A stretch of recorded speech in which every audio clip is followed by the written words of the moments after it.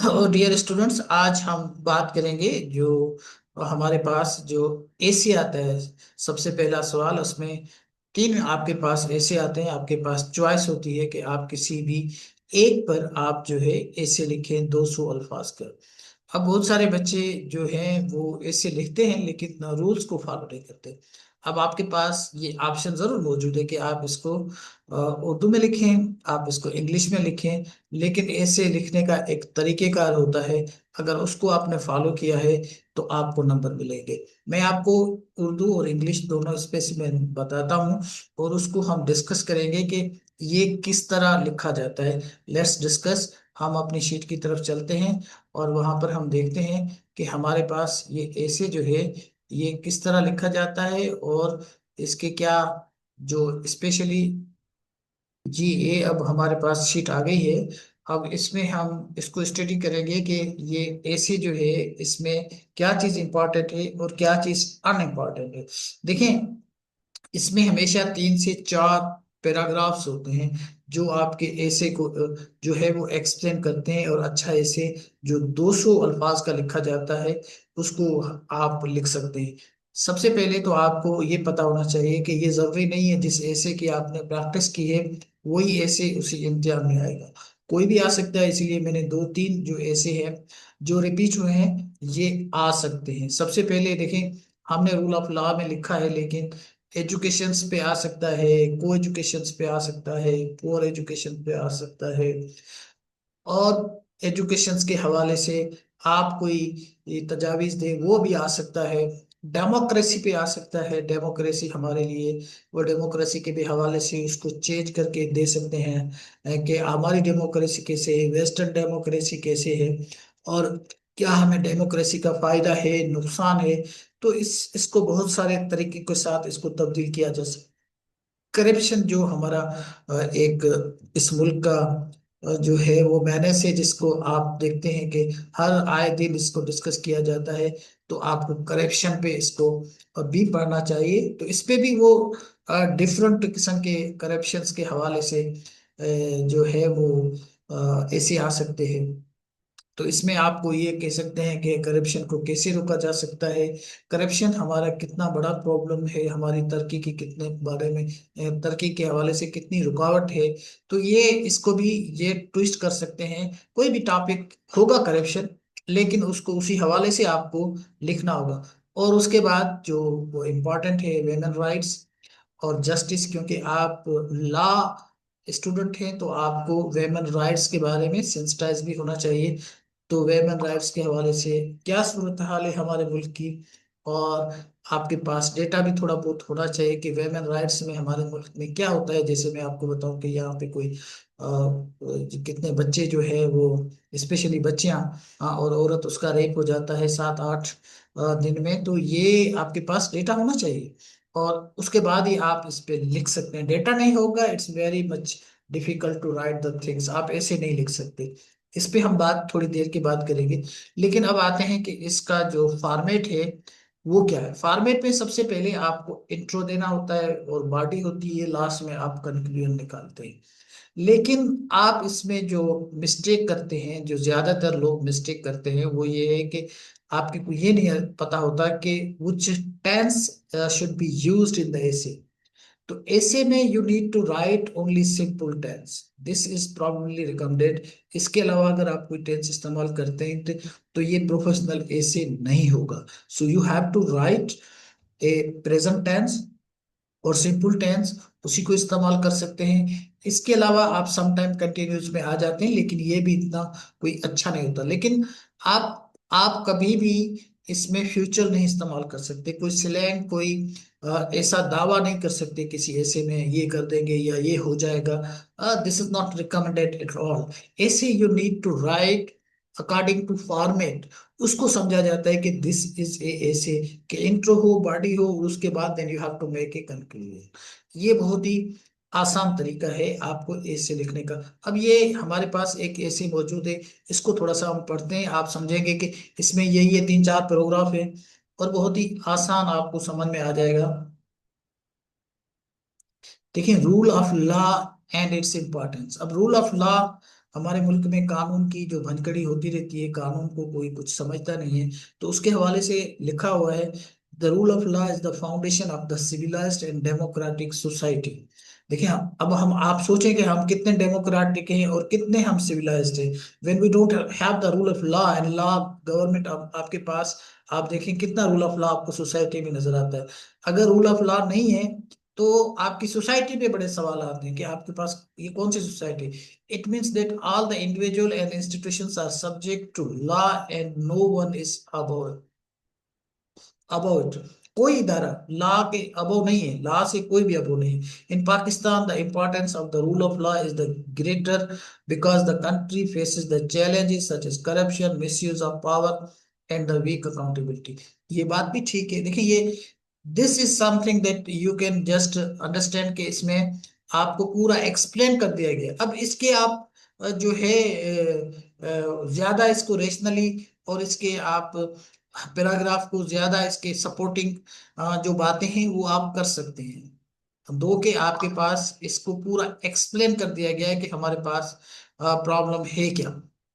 Unfortunately, political interference, delays in justice, and lack of the legal awareness have weakened the rule of law in Pakistan. As a result, the common citizen suffers while the influential people often escape accountability.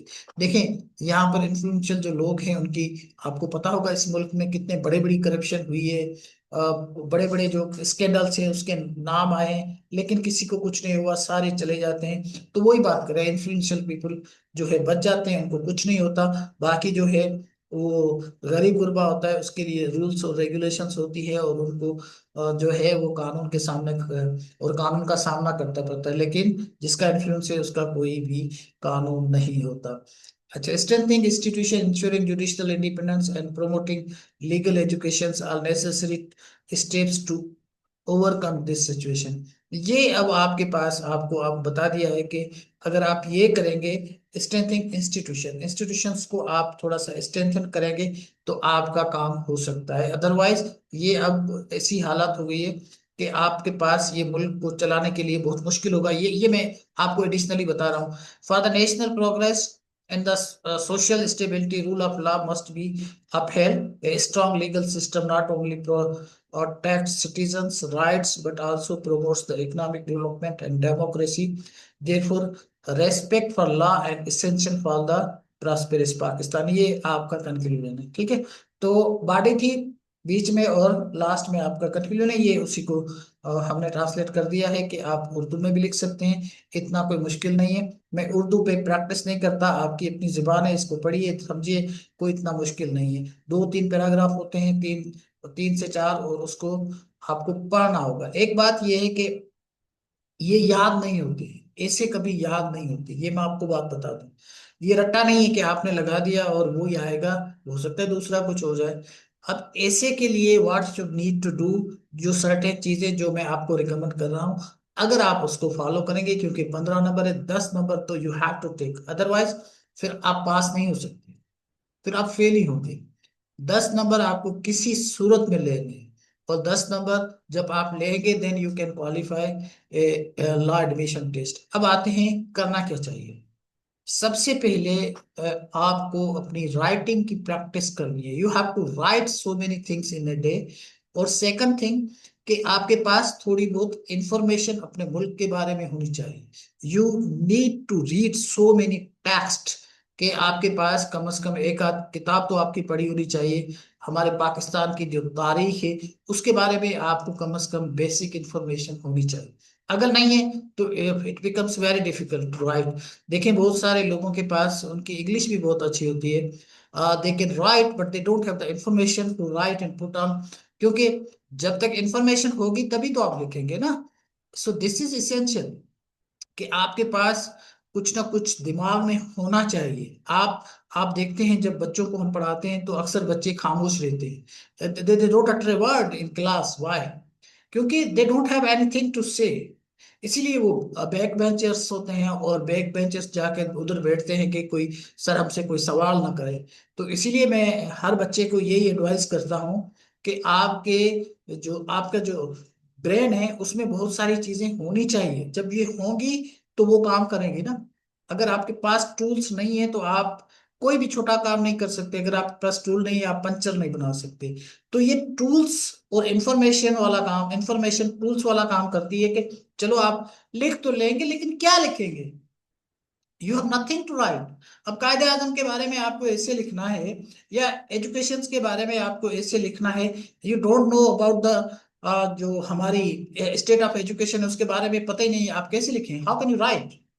आपको पता होना चाहिए ना कि हमारे pass out of school children कितने हैं, हमारे पास जो स्कूल में जो मिसिंग फैसिलिटीज है वो कितनी है, गवर्नमेंट कितनी प्रायोरिटी देती है, how government deals the things. तो ऐसी बहुत सारी चीजें हैं जो आपको पता होना चाहिए। So is the case with आपका डेमोक्रेसी। अगर आपके पास आपके मुल्क में चलती है तो आपको थोड़ी बहुत डेमोक्रेसी के बारे में पता होना चाहिए कि हमारी डेमोक्रेसी कितनी वीक डेमोक्रेसी है। परवेज मुशर्रफ इसको शैम डेमोक्रेसी कहता था। ऐसी बहुत सारी चीजें हैं कि हमारी पार्लियामेंट कितना कैसे काम करती है, क्या पार्लियामेंट्री गवर्नमेंट हमारे पास डिलीवर कर रही है या नहीं कर रही। तो आप उसको बेसिक चीजें आपको पता होना चाहिए। इन बेसिक चीजों को जब आप लिखेंगे, प्रैक्टिस करेंगे, you need to have a practice. मैंने पहले स्टेटमेंट, जो पर्सनल स्टेटमेंट वाली जो वीडियो थी, आई हैव सेड इट, कि जब तक आप लिखेंगे नहीं, you need to practise as much as possible. 15 days तो इतने कोई ज्यादा दिन नहीं है ना, तो डेली आप एक डायरी निकालें और डायरी में डेट डाल के you just right at least A page, at least A page. और उसमें जरूरी नहीं है कि आप वो चीजें लिखें जो आपके पास सामने पड़ी हुई है, जो आपको याद है वो लिख दें। अच्छा, जब आपको बिल्कुल लिखने नहीं आता, आप समझते कहाँ से स्टार्ट करें, तो आप अपनी डेली रूटीन की चीजें लिख ले, डे टू डे वाली चीजें लिख दे। जब आप लिखेंगे तो आपका माइंड काम करेगा। अभी आपका माइंड काम नहीं कर रहा।